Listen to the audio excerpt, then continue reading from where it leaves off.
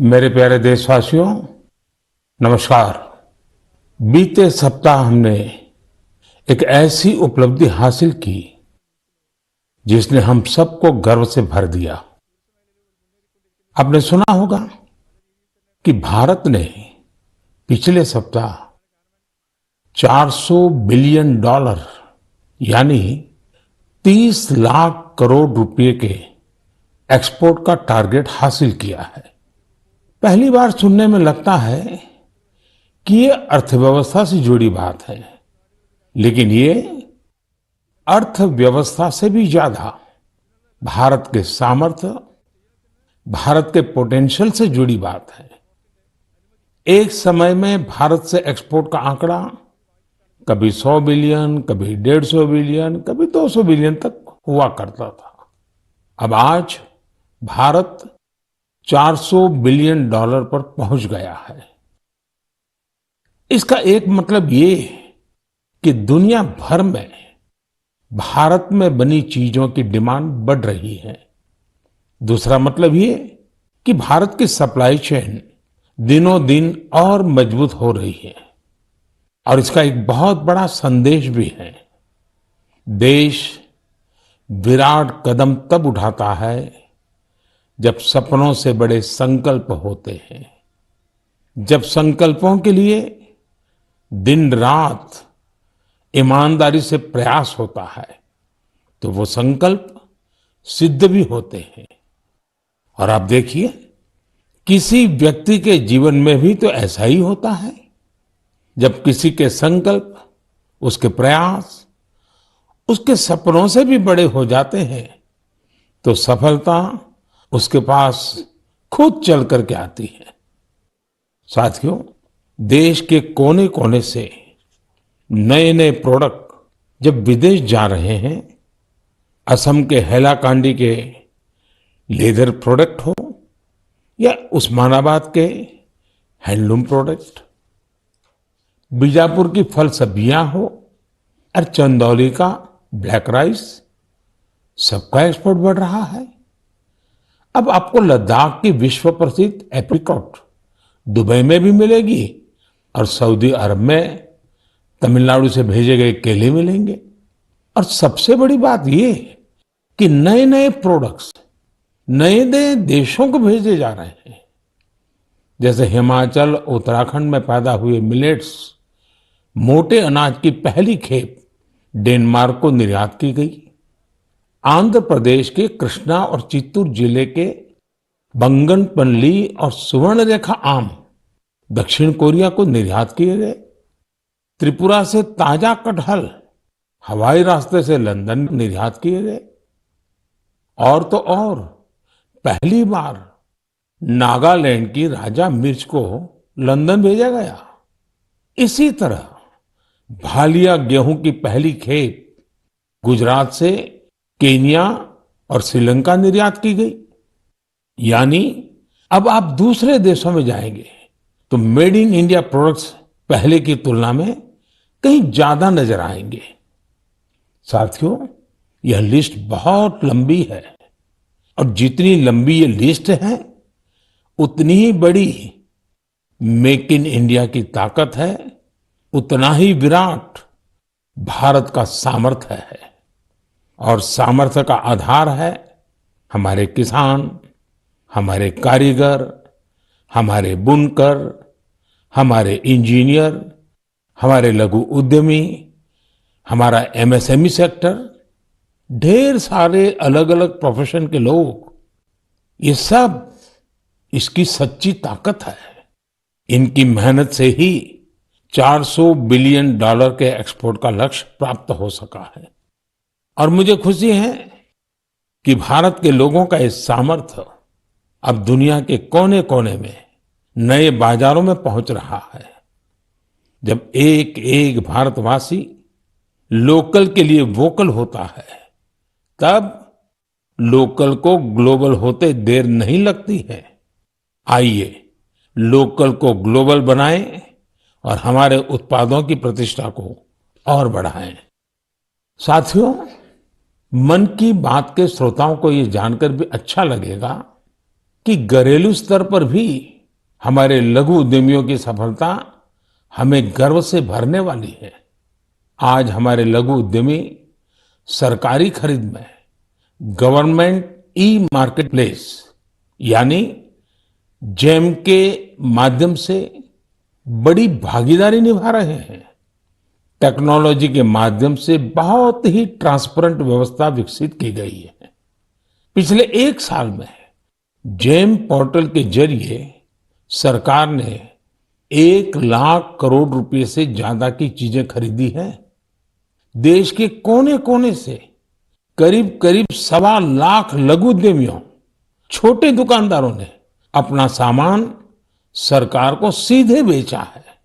एक जमाना था जब बड़ी कंपनियां ही सरकार को सामान बेच पाती थी, लेकिन अब देश बदल रहा है, पुरानी व्यवस्थाएं भी बदल रही है। अब छोटे से छोटा दुकानदार भी जेम पोर्टल पर सरकार की उस लक्ष्य तक पहुंचने का साहस भी दिखाता है, जहां आत्मनिर्भर भारत का सपना भी जरूर पूरा करेंगे।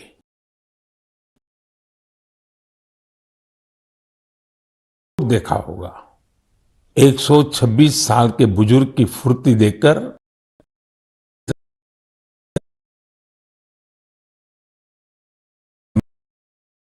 पलक झपकते ही वो नंदी मुद्रा में प्रणाम करने लगे। 126 वर्ष की आयु और बाबा शिवानंद की लोगों का कमेंट देखा कि बाबा शिवानंद, अपने शिवानंद का जीवन हम सभी को प्रेरित करने वाला है। बहुत हेल्दी लाइफस्टाइल जीते हैं। जीवेम को 100 वर्ष के स्वस्थ जीवन की शुभकामनाएं दी जाती हैं। हम 7 अप्रैल को विश्व स्वास्थ्य दिवस मनाएंगे। आज पूरे विश्व में हेल्थ को लेकर भारतीय चिंतन, चाहे वो योग हो या आयुर्वेद, इसके प्रति रुझान बढ़ता जा रहा है। अभी आपने देखा होगा कि पिछले ही सप्ताह कतर में एक योग कार्यक्रम का आयोजन किया गया। इसमें 114 देशों के नागरिकों ने हिस्सा लेकर एक नया वर्ल्ड रिकॉर्ड बना दिया। इसी तरह से आयुष इंडस्ट्री का बाजार भी लगातार बड़ा हो रहा है। 6 साल पहले आयुर्वेद से जुड़ी दवाइयों का बाजार 22,000 करोड़ रुपए के आसपास का था। आज आयुष मैन्युफैक्चरिंग इंडस्ट्री 1,40,000 करोड़ रुपए के आसपास पहुंच रही है। यानी इस क्षेत्र में संभावनाएं लगातार बढ़ रही हैं। स्टार्टअप वर्ल्ड में भी आयुष आकर्षण का विषय बनता जा रहा है। साथियों, हेल्थ सेक्टर के दूसरे स्टार्टअप्स पर तो मैं पहले भी कई बार बात कर चुका हूं, लेकिन इस बार आयुष स्टार्टअप्स पर आपसे विशेष तौर पर बात करूंगा। एक स्टार्टअप है कपिवा। इसके नाम में ही इसका मतलब छिपा है। इसमें क का मतलब है कफ, पी का मतलब है पित्त और वा का मतलब है वात।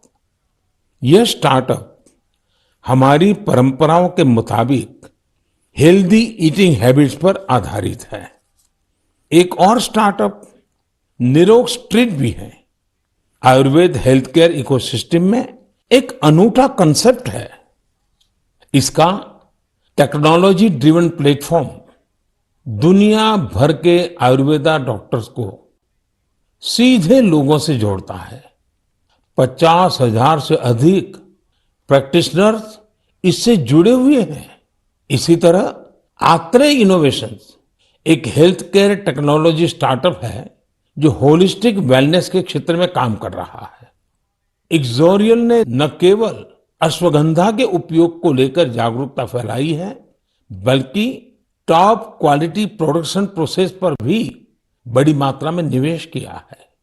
क्योरवेदा ने जड़ी बूटियों के आधुनिक शोध और पारंपरिक ज्ञान के संगम से होलिस्टिक लाइफ के लिए डाइटरी सप्लीमेंट्स का निर्माण किया है। साथियों, अभी तो मैंने कुछ ही नाम गिनाए हैं, ये लिस्ट बहुत लंबी है। ये भारत के युवा उद्यमियों और भारत में बन रही नई संभावनाओं का प्रतीक है। मेरा हेल्थ सेक्टर के स्टार्टअप्स और विशेषकर आयुष स्टार्टअप से एक आग्रह भी है। आप ऑनलाइन जो भी पोर्टल बनाते हैं, जो भी कंटेंट क्रिएट करते हैं, वो संयुक्त राष्ट्र द्वारा मान्यता प्राप्त सभी भाषाओं में भी बनाने का प्रयास करें। दुनिया में बहुत सारे ऐसे देश हैं जहां अंग्रेजी न इतनी बोली जाती है और ना ही इतनी समझी जाती है। ऐसे देशों को भी ध्यान में रखकर अपनी जानकारी का प्रचार प्रसार करें। मुझे विश्वास है भारत के आयुष स्टार्टअप्स बेहतर क्वालिटी के प्रोडक्ट्स के साथ जल्द ही दुनिया भर में छा जाएंगे। साथियों, स्वास्थ्य का सीधा संबंध स्वच्छता से भी जुड़ा है। मन की बात में हम हमेशा स्वच्छता के आग्रहियों के प्रयासों को जरूर बताते हैं। ऐसे ही एक स्वच्छाग्रही हैं चंद्रकिशोर पाटिल जी। ये महाराष्ट्र में नासिक में रहते हैं। चंद्रकिशोर जी का स्वच्छता को लेकर संकल्प बहुत गहरा है।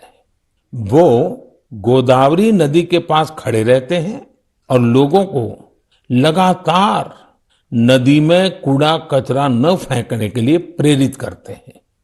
उन्हें कोई ऐसा करता दिखता है तो तुरंत उसे मना करते हैं। इस काम में चंद्रकिशोर जी अपना काफी समय खर्च करते हैं। शाम तक उनके पास ऐसी चीजों का ढेर लग जाता है जो लोग नदी में फेंकने के लिए लाए होते हैं।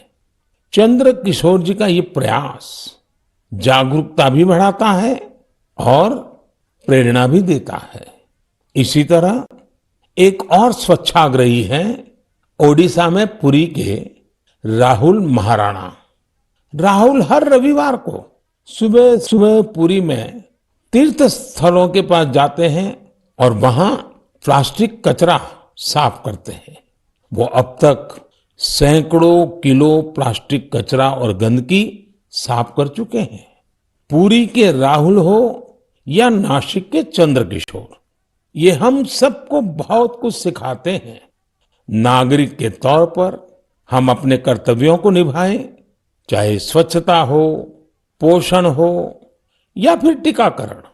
इन सारे प्रयासों से भी स्वस्थ रहने में मदद मिलती है। मेरे प्यारे देशवासियों, आइए बात करते हैं केरला के मुपट्टम श्री नारायणन जी की। उन्होंने एक प्रोजेक्ट की शुरुआत की है जिसका नाम है pots for water of life. आप जब इस प्रोजेक्ट के बारे में जानोगे तो सोचेंगे कि क्या कमाल का काम है। साथियों, मुपट्टम श्री नारायण जी गर्मी के दौरान पशु पक्षियों को पानी की दिक्कत ना हो, इसके लिए मिट्टी के बर्तन बांटने का अभियान चला रहे हैं। गर्मियों में वो पशु पक्षियों की इस परेशानी को देखकर खुद भी परेशान हो उठते थे। फिर उन्होंने सोचा कि क्यों न वह खुद ही मिट्टी के बर्तन बांटने शुरू कर दें ताकि दूसरों के पास उन बर्तनों में सिर्फ पानी भरने का ही काम रहे। आप हैरान रह जाएंगे कि नारायण जी द्वारा बांटे गए बर्तनों का आंकड़ा 1 लाख को पार करने जा रहा है। अपने अभियान में 1 लाखवां बर्तन वो गांधी जी द्वारा स्थापित साबरमती आश्रम में दान करेंगे। आज जब गर्मी के मौसम ने दस्तक दे दी है तो नारायण जी का यह काम हम सबको जरूर प्रेरित करेगा और हम भी इस गर्मी में हमारे पशु पक्षी मित्रों के लिए पानी की व्यवस्था करेंगे। साथियों, मैं मन की बात के श्रोताओं से भी आग्रह करूंगा कि हम अपने संकल्पों को फिर से दोहराएं।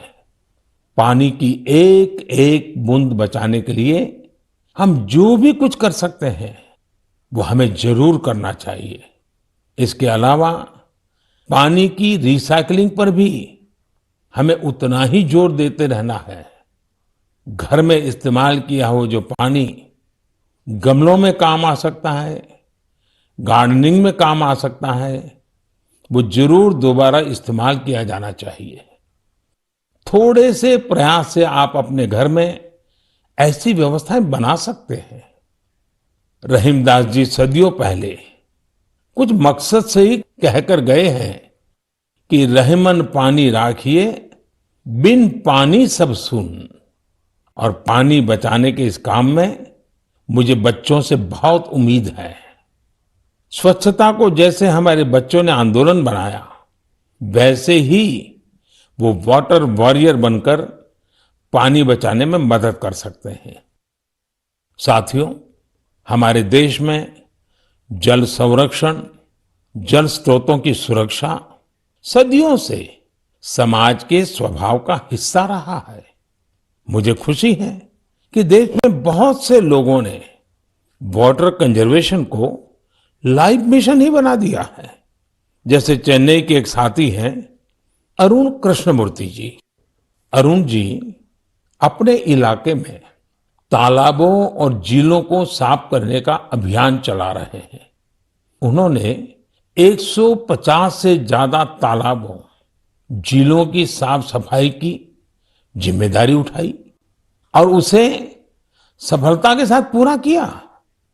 इसी तरह महाराष्ट्र के एक साथी रोहन काले हैं। रोहन पैसे से एक एचआर प्रोफेशनल है। वो महाराष्ट्र के सैकड़ों स्टेप वेल्स यानी सीढ़ी वाले पुराने कुओं के संरक्षण की मुहिम चला रहे हैं। इनमें से कई कुएं तो सैकड़ों साल पुराने होते हैं और हमारी विरासत का हिस्सा होते हैं। सिकंदराबाद में बंसीलाल पेट कुआं एक ऐसा ही स्टेप वेल है। बरसों की उपेक्षा के कारण ये स्टेप वेल मिट्टी और कचरे से ढंक गया था, लेकिन अब वहां इस स्टेप वेल को पुनर्जीवित करने का अभियान जन भागीदारी से शुरू हुआ है। साथियों, मैं तो उस राज्य से आता हूं जहां पानी की हमेशा बहुत कमी रही है। गुजरात में इन स्टेप वेल्स को वाव कहते हैं। गुजरात जैसे राज्य में वाव की बड़ी भूमिका रही है। इन कुओं या बावड़ियों के संरक्षण के लिए जल मंदिर योजना ने बहुत बड़ी भूमिका निभाई। पूरे गुजरात में अनेकों बावड़ियों को पुनर्जीवित किया गया। इससे इन इलाकों में वाटर लेवल को बढ़ाने में भी काफी मदद मिली। ऐसे ही अभियान आप भी स्थानीय स्तर पर चला सकते हैं। चेकडैम बनाने हो, रेन वाटर हार्वेस्टिंग हो, इसमें इंडिविजुअल प्रयास भी अहम है और कलेक्टिव एफर्ट्स भी जरूरी है। जैसे आजादी के अमृत महोत्सव में हमारे देश के हर जिले में कम से कम 75 अमृत सरोवर बनाए जा सकते हैं। कुछ पुराने सरोवरों को सुधारा जा सकता है, कुछ नए सरोवर बनाए जा सकते हैं। मुझे विश्वास है आप इस दिशा में कुछ न कुछ प्रयास जरूर करेंगे। मेरे प्यारे देशवासियों, मन की बात उसकी एक खूबसूरती ये भी है कि मुझे आपके संदेश बहुत सी भाषाओं, बहुत सी बोलियों में मिलते हैं। कई लोग माई गॉव पर ऑडियो मैसेज भी भेजते हैं। भारत की संस्कृति, हमारी भाषाओं, हमारी बोलियां, हमारे रहन सहन, खान पान का विस्तार, ये सारी विविधताएं हमारी बहुत बड़ी ताकत है। पूरब से पश्चिम तक, उत्तर से दक्षिण तक भारत को यही विविधता एक करके रखती हैं, एक भारत श्रेष्ठ भारत बनाती हैं। इसमें भी हमारे ऐतिहासिक स्थलों और पौराणिक कथाओं दोनों का बहुत योगदान होता है। आप सोच रहे होंगे कि ये बात मैं अभी आपसे क्यों कर रहा हूं? इसकी वजह है माधवपुर मेला। माधवपुर मेला कहाँ लगता है, क्यों लगता है, कैसे ये भारत की विविधता से जुड़ा है, ये जानना मन की बात के श्रोताओं को बहुत इंटरेस्टिंग लगेगा।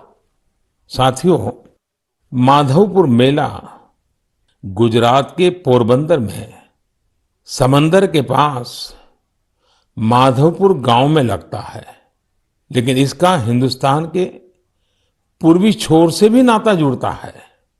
आप सोच रहे होंगे कि ऐसा कैसे संभव है? तो इसका भी उत्तर एक पौराणिक कथा से ही मिलता है। कहा जाता है कि हजारों वर्ष पूर्व भगवान श्री कृष्ण का विवाह नॉर्थ ईस्ट की राजकुमारी रुक्मणी से हुआ था। ये विवाह पोरबंदर के माधवपुर में संपन्न हुआ था और उसी विवाह के प्रतीक के रूप में आज भी वहां माधवपुर मेला लगता है। ईस्ट और वेस्ट का ये गहरा नाता हमारी धरोहर है। समय के साथ अब लोगों के प्रयास से माधवपुर मेले में नई नई चीजें भी जुड़ रही हैं। हमारे यहाँ कन्या पक्ष को घराती कहा जाता है और इस मेले में अब नॉर्थ ईस्ट से बहुत से घराती भी आने लगे हैं। एक सप्ताह तक चलने वाले माधवपुर मेले में नॉर्थ ईस्ट के सभी राज्यों के आर्टिस्ट पहुंचते हैं, हैंडीक्राफ्ट से जुड़े कलाकार पहुंचते हैं और इस मेले की रौनक को चार चांद लग जाते हैं। एक सप्ताह तक भारत के पूरब और पश्चिम की संस्कृतियों का ये मेल, ये माधवपुर मेला एक भारत श्रेष्ठ भारत की बहुत सुंदर मिसाल बना रहा है। मेरा आपसे आग्रह है, आप भी इस मेले के बारे में पढ़ें और जानें। मेरे प्यारे देशवासियों, देश में आजादी का अमृत महोत्सव अब जन भागीदारी की नई मिसाल बन रहा है। कुछ दिन पहले 23 मार्च को शहीद दिवस पर देश के अलग अलग कोने में अनेक समारोह हुए। देश ने अपनी आजादी के नायक नायिकाओं को याद किया, श्रद्धापूर्वक याद किया। इसी दिन मुझे कोलकाता के विक्टोरिया मेमोरियल में विप्लवी भारत गैलरी के लोकार्पण का भी अवसर मिला। भारत के वीर क्रांतिकारियों को श्रद्धांजलि देने के लिए यह अपने आप में बहुत ही अनूठी गैलरी है। यदि अवसर मिले तो आप इसे देखने जरूर जाइएगा। साथियों, अप्रैल के महीने में हम दो महान विभूतियों की जयंती भी मनाएंगे। इन दोनों ने ही भारतीय समाज पर अपना गहरा प्रभाव छोड़ा है। ये महान विभूतियां हैं महात्मा फुले और बाबा साहब आम्बेडकर। महात्मा फुले की जयंती 11 अप्रैल को है और बाबा साहब की जयंती हम 14 अप्रैल को मनाएंगे। इन दोनों ही महापुरुषों ने भेदभाव और असमानता के खिलाफ बड़ी लड़ाई लड़ी। महात्मा फुले ने उस दौर में बेटियों के लिए स्कूल खोले, कन्या शिशु हत्या के खिलाफ आवाज उठाई। उन्होंने जल संकट से मुक्ति दिलाने के लिए भी बड़े अभियान चलाए। साथियों, महात्मा फुले की इस चर्चा में सावित्रीबाई फुले जी का भी उल्लेख उतना ही जरूरी है। सावित्रीबाई फुले ने कई सामाजिक संस्थाओं के निर्माण में बड़ी भूमिका निभाई। एक शिक्षिका और एक समाज सुधारक के रूप में उन्होंने समाज को जागरूक भी किया और उसका हौसला भी बढ़ाया। दोनों ने साथ मिलकर सत्य शोधक समाज की स्थापना की, जन जन के सशक्तिकरण के प्रयास किए। हमें बाबा साहब आम्बेडकर के कार्यों में भी महात्मा फुले के प्रभाव साफ दिखाई देते हैं। वो कहते भी थे कि किसी भी समाज के विकास का आकलन उस समाज में महिलाओं की स्थिति को देखकर किया जा सकता है। महात्मा फुले, सावित्रीबाई फुले, बाबा साहब आम्बेडकर के जीवन से प्रेरणा लेते हुए मैं सभी माता पिता और अभिभावकों से अनुरोध करता हूं कि वे बेटियों को जरूर पढ़ाएं। बेटियों का स्कूल में दाखिला बढ़ाने के लिए कुछ दिन पहले ही कन्या शिक्षा प्रवेश उत्सव भी शुरू किया गया है। जिन बेटियों की पढ़ाई किसी वजह से छूट गई है, उन्हें दोबारा स्कूल लाने पर फोकस किया जा रहा है। साथियों, ये हम सभी के लिए सौभाग्य की बात है कि हमें बाबा साहब से जुड़े पंच तीर्थ के लिए कार्य करने का भी अवसर मिला है। उनका जन्मस्थान महू हो, मुंबई में चैत्य भूमि हो, लंदन का उनका घर हो, नागपुर की दीक्षा भूमि हो या दिल्ली में बाबा साहब का महापरिनिर्वाण स्थल, मुझे सभी जगहों पर, सभी तीर्थों पर जाने का सौभाग्य मिला है।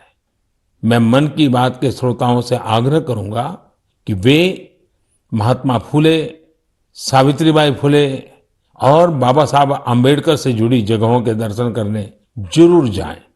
आपको वहां बहुत कुछ सीखने को मिलेगा। मेरे प्यारे देशवासियों, मन की बात में इस बार भी हमने अनेक विषयों पर बात की। अगले महीने बहुत से पर्व त्योहार आ रहे हैं। कुछ ही दिन बाद ही नवरात्र है। नवरात्र में हम व्रत, उपवास, शक्ति की साधना करते हैं, शक्ति की पूजा करते हैं। यानी हमारी परंपराएं हमें उल्लास भी सिखाती हैं और संयम भी। संयम और तप भी हमारे लिए पर्व ही है। इसलिए नवरात्र हमेशा से हम सभी के लिए बहुत विशेष रही है। नवरात्र के पहले ही दिन गुड़ी पड़वा का पर्व भी है। अप्रैल में ही ईस्टर भी आता है और रमजान के पवित्र दिन भी शुरू हो रहे हैं। हम सबको साथ लेकर अपने पर्व मनाएं, भारत की विविधता को सशक्त करें, सबकी यही कामना है। इस बार मन की बात में इतना ही। अगले महीने आपसे नए विषयों के साथ फिर मुलाकात होगी। बहुत बहुत धन्यवाद।